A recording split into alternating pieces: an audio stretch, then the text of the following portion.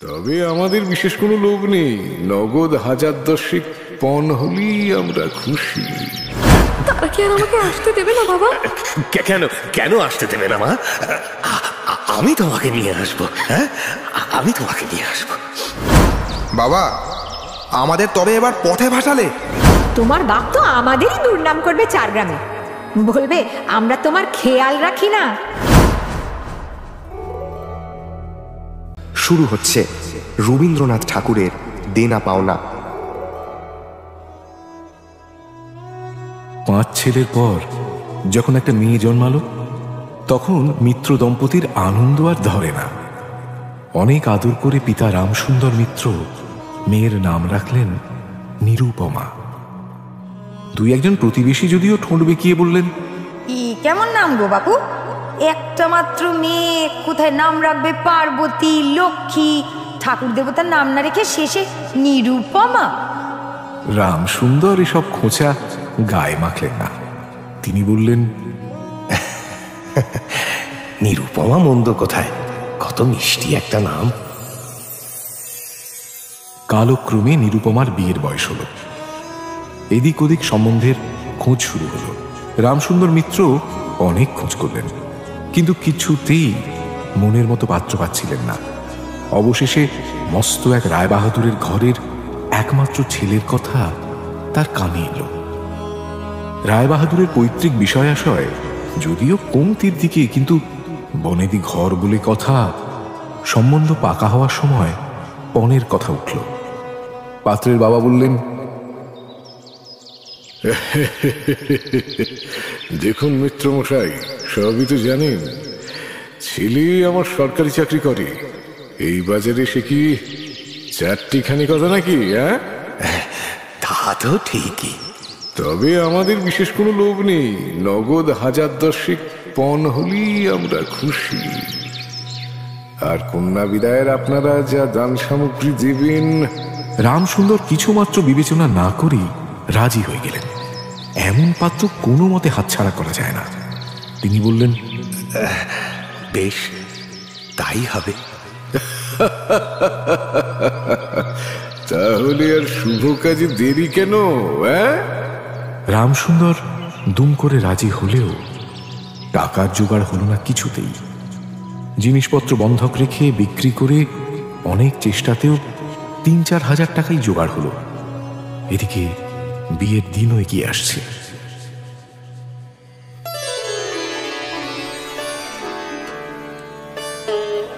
অবশেষে বিয়ের দিন এসে গেল। চড়া সুদে একজন বাকি টাকাটা ধার দিতে রাজি হয়েছিল, কিন্তু সময়কালে তারও দেখা পাওয়া গেল না। বিবাহ আসরে একটা তুমুল গোলযোগ বেঁধে গেল। রায়বাহাদুর রেগে কটমট করে বললেন, হ্যাঁ, টাকা নেই? না হে মশাই, না, আপনার কথার কোনো দাম নেই। এরকম বাড়ির মেয়েকে কিভাবে ঘরে নিয়ে যাই? রামসুন্দর রায়বাহাদুরের হাতে পায়ে ধরে বললেন, আমি আপনার পায়ে ধরছি, শুভ কাজটা হয়ে যাক, আমি আপনার সব টাকা শোধ করে দেব। না না না না, টাকা না পেলে বর বিয়ের পিঁড়িতে বসবে না, কিছুতেই বসবে না। রায়বাহাদুরের এই কথায় অন্তঃপুরে কান্নার রোল পড়ে গেল। এই গুরুতর বিপদের যে মূল কারণ, সে যদিও চুপচাপ বসে রইল ঘরের এক কোণে। বিয়ের গয়না পরে, চেলি পরে, কপালে চন্দন লেপে। ভাবি শ্বশুরকুলের প্রতি যে তার খুব একটা ভক্তি কিংবা অনুরাগ জন্মেছে তা বলা যায় না। ইতিমধ্যে একটা সমাধান পাওয়া গেল। বর সহসা তার বাপের অবাধ্য হয়ে উঠল। সে বাপকে বলল, কেনা বেচা দরদামের কথা আমি বুঝি না, বিয়ে করতে এসেছি, বিয়ে করেই ফিরবো। ছেলের কথা শুনে রায়বাহাদুর থমকে গেলেন। হ্যাঁ, দেখছেন দেখছেন আজকালকার ছেলেদের ব্যবহার। 2-1 বৃদ্ধ আফসোস করে বললেন, আর কি করবে, শাস্ত্র শিক্ষা, নীতি শিক্ষা একেবারে নেই। বর্তমান শিক্ষার বিষ ফল নিজের সন্তানের মধ্যে দেখতে পেয়ে রায়বাহাদুর খানিক নিরাশ হয়ে বসে রইলেন। এক প্রকার বিষণ্ণ আনন্দহীন ভাবে বিয়ে শেষ হল। শ্বশুরবাড়ি যাওয়ার সময় নিরুপমাকে বুকে টেনে বাপ আর চোখের জল আটকাতে পারলেন না। নীরু জিজ্ঞেস করলো, তারা কি আর আমাকে আসতে দেবে না বাবা? কেন কেন আসতে দেবে না মা? আমি তোমাকে নিয়ে আসবো। হ্যাঁ, আমি তোমাকে নিয়ে আসবো।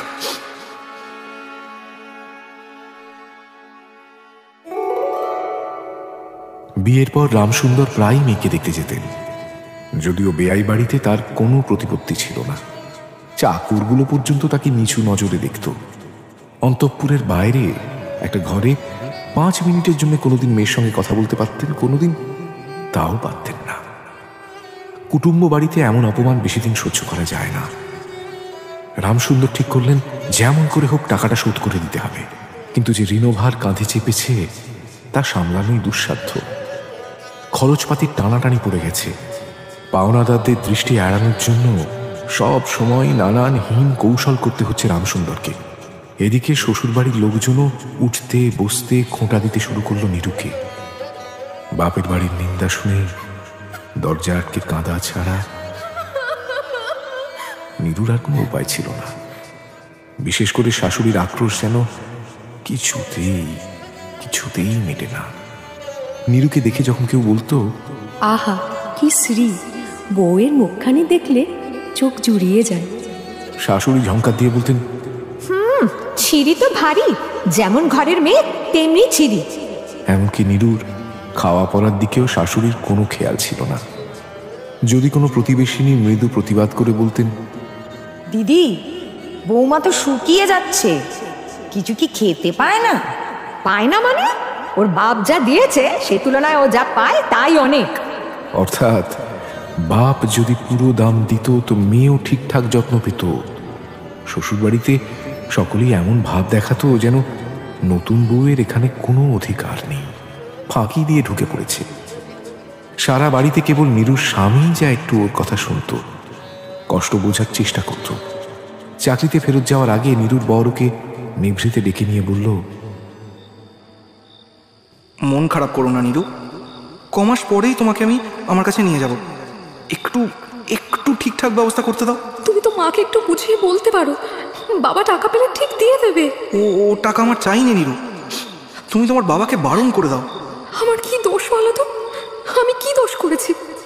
মা আমাকে উঠতে বসতে কথা শোনান, তুমিও তো কিছু বলো না। মাকে আমি বোঝাই, মানতে চায় না। বোঝই তো, সেকেলে মানুষ। আমি যদি এখন মা বাবাকে কিছু বলতে চাই তোমার হয়ে, লোকে বলবে বউয়ের কুবুদ্ধিতে আমি এমন করছি। তুমি একটু মানিয়ে গুছিয়ে নাও, কয়েকটা মাস দেখতে দেখতে কেটে যাবে। কাটলেই ভালো। মেয়ের সমস্ত অনাদর অপমানের কথা রামসুন্দরের কানেও গিয়েছিল। তিনি টাকা মেটানোর জন্য অবশেষে বসত বাড়ি বিক্রির চেষ্টা করতে লাগলেন। 5 ছেলেকে যে গৃহহীন করতে চলেছেন সে কথা যদিও তাদের জানালেন না। তিনি ভেবেছিলেন বাড়ি বিক্রি করে সেই বাড়ি ভাড়া নেবেন, এমন কৌশলে চলবেন যে তার মৃত্যুর আগে এ কথা ছেলেরা জানতেই পারবে না। কিন্তু ছেলেরা জানতে পারল। তখন 5 ছেলে এসে বাবার হাত পা ধরল।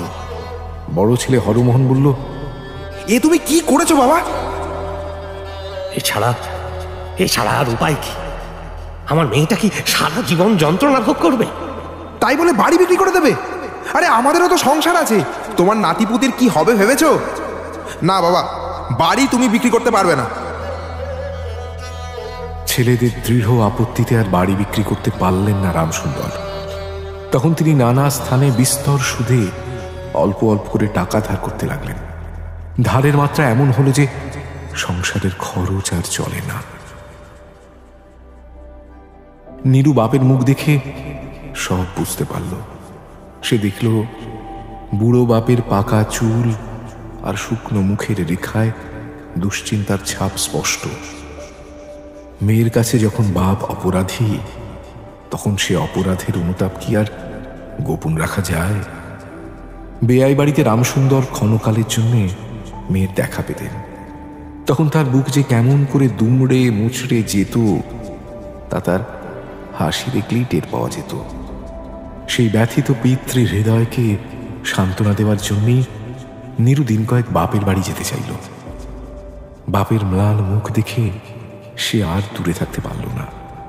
একদিন রামসুন্দরকে বলল, বাবা আমাকে একবার বাড়ি নিয়ে চলো। তুই সত্যি যাবি মা? হ্যাঁ বাবা। মেয়ের সামনে উৎসাহ দেখালেও রামসুন্দর জানতেন এ বাড়িতে তার কোনো জোর নেই। নিজের মেয়ের উপরে পিতার যে স্বাভাবিক অধিকার আছে তা যেন পণের টাকার পরিবর্তে তিনি বন্ধক রেখেছেন। এমনকি মেয়ের দেখা পাওয়ার জন্যেও তাকে অতি সংকোচে ভিক্ষা চাইতে হয়। সময় বিশেষে দেখা না পেলেও অনুযোগ করার মুখ রামসুন্দরের নেই। কিন্তু মেয়ে নিজেই বাড়িতে আসতে চাইলে বাপ তাকে না এনে কেমন করে থাকে? বেহাইয়ের নিকট এ ব্যাপারে দরখাস্ত পেশ করার আগে রামসুন্দর 1,000 টাকা জোগাড় করলেন।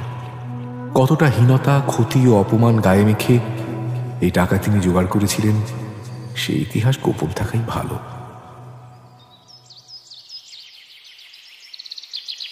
নোট কখানি রুমালে জড়িয়ে রামসুন্দর বিআইয়ের কাছে গেলেন। প্রথমে হাসি মুখে এ কথা সে কথা বলতে লাগলেন। তিনি বললেন, জানেন বেআই, ও পাড়ার হরে কৃষ্ণর বাড়িতে চোর পড়েছিল, যা টাকা পয়সা ছিল সব নিয়ে গেছে। রায়বাহাদুর অনাগ্রহী কণ্ঠে কেবল বললেন,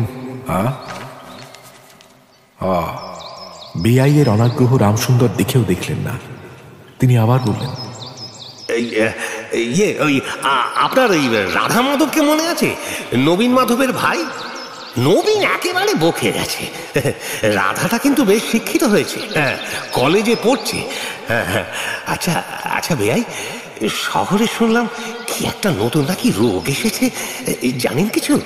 ছোঁয়াচে রোগ। না, আমিও খুব একটা জানি না।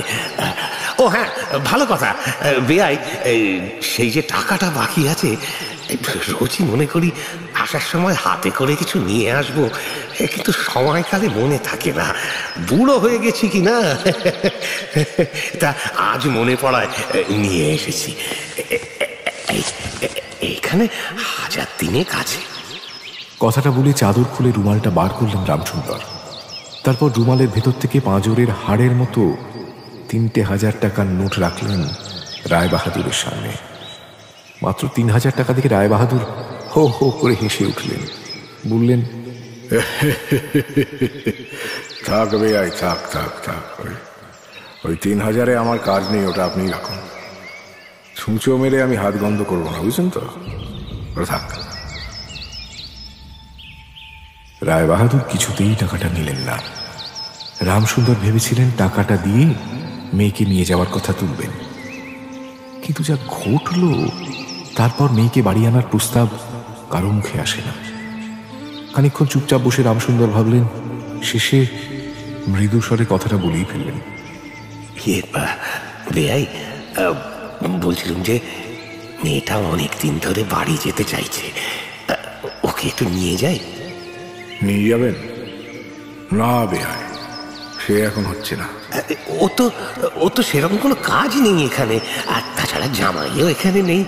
না না, তাও হবে না, এখন নয়। আচ্ছা বেআই, আমি উঠি, আমার কিছু কাজ আছে আজকে।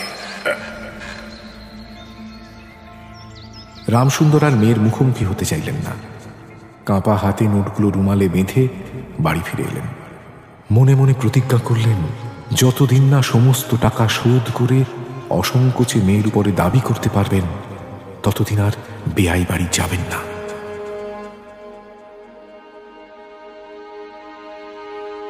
বেশ কয়েক মাস কেটে গেল। নিরুপমা লোকের উপর লোক পাঠায়, কিন্তু বাপের দেখা পায় না। অবশেষে অভিমান করে সে লোক পাঠানো বন্ধ করে দিল। রামসুন্দরের মনে বড় আঘাত লাগলেও তিনি মেয়ের শ্বশুর বাড়ি গেলেন না। আশ্বিন মাস। রামসুন্দর নিজের মনে বললেন, এবার পুজোর সময় মাকে আমার ঘরে আনবই, নইলে আমি আর কোনো দিন ও বাড়ি মুখ হব না।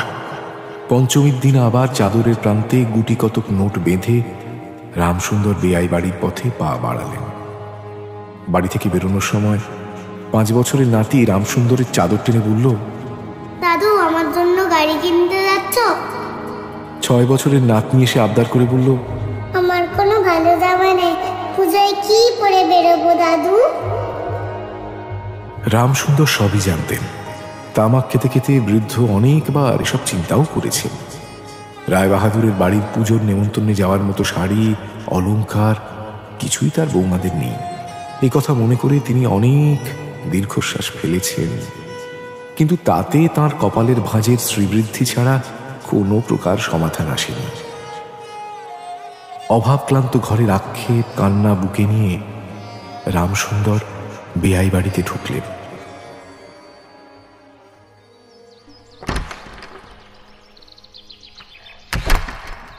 আজ তার সংকোচ ভাব নেই। দারোয়ান ও চাকরদের দিকে স্পষ্ট দৃষ্টিতে তাকিয়ে ঘরে ঢুকলেন রামসুন্দর, যেন নিজের ঘরেই ঢুকছেন। বৈঠকখানায় ঢোকার মুখে এক চাকর বলল, বাবু ঘরে নেই, আপনি একটু বসুন। রামসুন্দর আর নিজের মনের উচ্ছ্বাস দমিয়ে রাখতে পারলেন না। কত মাস মেয়ের মুখ দেখেননি। বৈঠকখানায় না বসে তিনি মেয়ের সঙ্গে দেখা করতে ছুটলেন। মেয়েকে দেখে আনন্দে তার দুই চোখ দিয়ে জল পড়তে লাগলো। বাপও কাঁদে, মেয়েও কাঁদে। দুজনের কেউই আর কথা বলতে পারে না।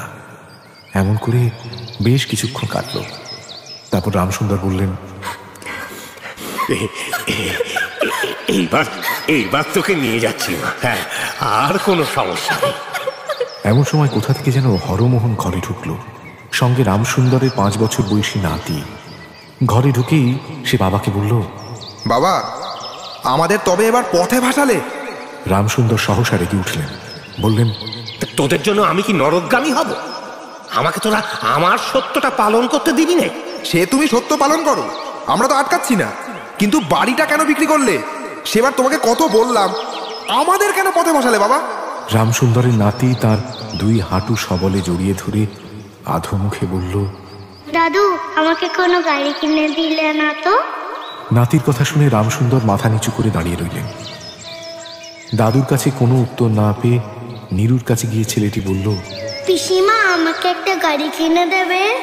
নিরুপমা এবার সমস্ত ব্যাপার বুঝতে পারল।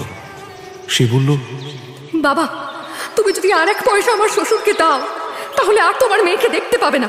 এই তোমার গা ছুঁয়ে বললাম। সে মা, সে অমন কথা বলতে নেই। আর এই টাকাটা যদি আমি না দিতে পারি, তাহলে তো তোর বাপের অপমান আর তোরও অপমান। টাকা যদি দাও তবেই অপমান। তোমার মেয়ের কি কোনো মর্যাদা নেই? আমি আমি কি কেবল একটা টাকার থলি? যতক্ষণ টাকা আছে ততক্ষণ আমার দাম। না বাবা, না, এ টাকা দিয়ে তুমি আমাকে অপমান করুন।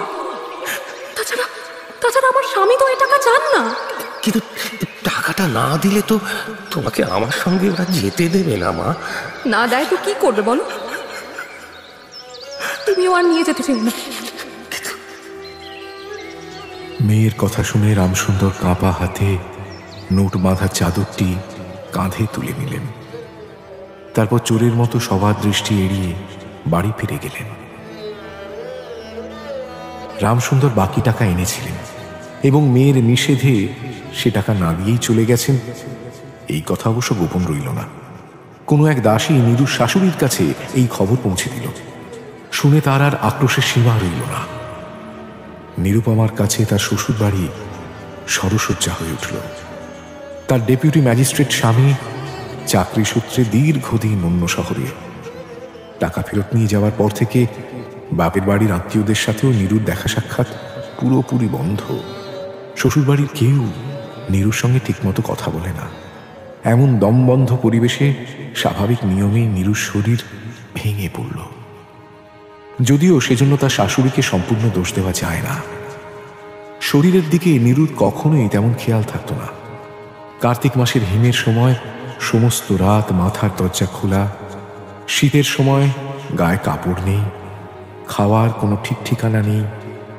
দাসীরা যখন মাঝে মাঝে খাবার আনতে ভুলে যেত, তখন নীরুও তাদের গিয়ে মনে করিয়ে দিত না। সে যে পরের ঘরে দাস দাসী এবং কর্তাগিন্নিদের দয়ায় বাস করছে, এ সত্য নীরু ততদিনে বুঝে গিয়েছিল।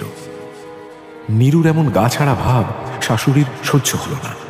খাবারের প্রতি তার কোনো অবহেলা দেখলেই শাশুড়ি বলতেন, নবাবের বাড়ির মেয়ে কিনা গরিবের ঘরের অন্ন ওর মুখে রোচে না। নীরু কখনো কখনো মৃদুস্বরের প্রতিবাদ করত, বলতো, আমি তো এমন কম ভাতই খাই মা। নীরুর নিরীহ প্রতিবাদ ও শাশুড়িকে আরো উত্তেজিত করে তুলত। গলার স্বর আরো উঁচু করে তিনি বলতেন, বড় বেশি বেশি মুখে তক্ক শিখেছ বৌমা। তোমার বাবা এসে তোমাকে শিখিয়ে যায় নাকি প্রতিবার? এ আপনি কি বলছেন মা? আমার বাবা এমন নীচ মানুষ নন। ঠিকই বলছি। দেখো না একবার নিজেকে আয়নায়, ছিঁড়ি হচ্ছে দেখো না। দিনে দিনে যেন পোড়া কাঠ হয়ে যাচ্ছ। তোমার বাপ তো আমাদেরই দুর্নাম করবে 4 গ্রামে। বলবে আমরা তোমার খেয়াল রাখি না। করবে না মা, আমার বাবা ওরকম না। থাক, তোমাকে আর সাফাই গাইতে হবে না। আমার জানা আছে তোমার বাপ কেমন। যে লোকের কথার কোনো দাম নেই সে কত চরিত্রবান আমার জানা আছে। ক্রমে নিরুপমার রোগ যখন গুরুতর হয়ে উঠল, একদিন সে শাশুড়িকে বলল, মা আমি একবার বাড়ি যেতে চাই। কেন? কতদিন ওদের দেখি না, বড্ড মন খারাপ করছে। ওই জন্যই বোধহয় শরীরটা ভালো লাগছে না। এসব ন্যাকামি রাখো তো বৌমা, এখন একদম হবে না। তোমার কেবল বাপের বাড়ি যাবার ছল। সেদিন সন্ধ্যায় শ্বাসকষ্ট শুরু হলো নিরুপমার। রাত একটু ঘোর হতেই জ্বর এলো কাঁপুনি দিয়ে। ডাক্তারকে খবর দেওয়া হলো, প্রথম এবং শেষবারের মতো।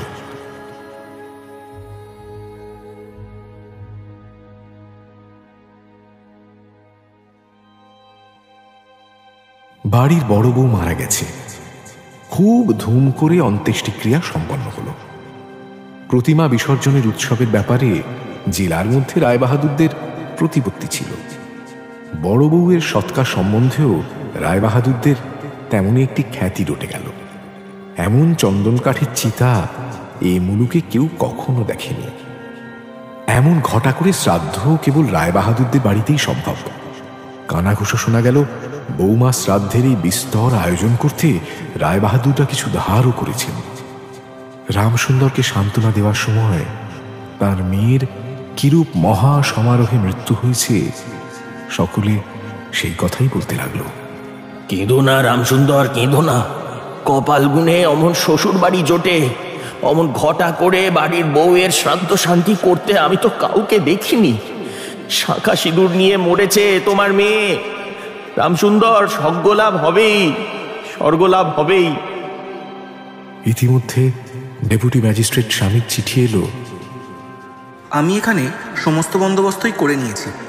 অবিলম্বে আমার স্ত্রীকে এখানে পাঠিয়ে দাও। নীরুর শাশুড়ি রায়বাহাদুরের স্ত্রী লিখলেন, বাবা, এ বউ মরে গেছে, তুমি দুঃখ পেও না। তোমার জন্য আরেকটি মেয়ের খোঁজ পেয়েছি। যত দ্রুত পারো ছুটি নিয়ে চলে এসো। এবারে 20,000 টাকা পণ আর হাতে হাতে আদায়।